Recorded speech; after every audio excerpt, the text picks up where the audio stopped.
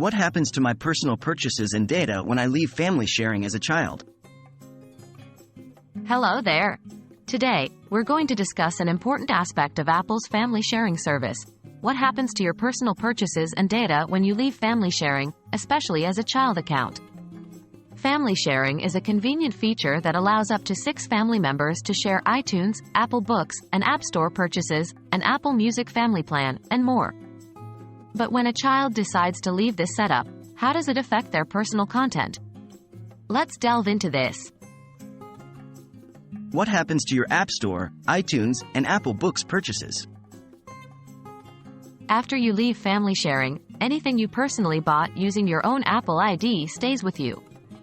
These purchases include apps, games, music, movies, TV shows, and books from the App Store, iTunes Store, and Apple Books. Even though you shared these purchases with your family, you still retain access to them. What about in-app purchases and subscriptions? Here, things get a bit trickier. When you leave family sharing, any shared subscriptions or in-app purchases you were enjoying from the group's organizer will no longer be available to you. If you want to continue accessing these services, you'd have to subscribe or purchase them with your own Apple ID. What happens to my iCloud storage?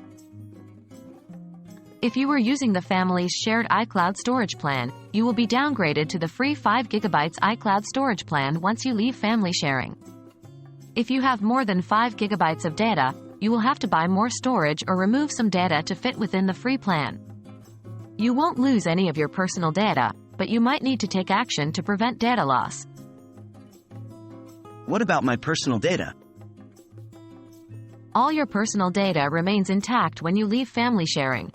This includes photos, calendars, reminders, and other data tied to your personal Apple ID. However, any family shared calendars, photo albums, or reminders will no longer be accessible.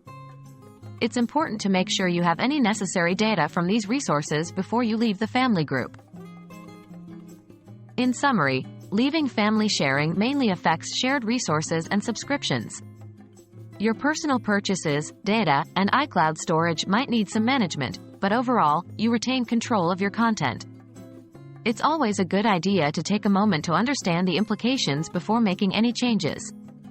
Hope this video has been helpful in understanding what happens to your personal purchases and data when you leave family sharing.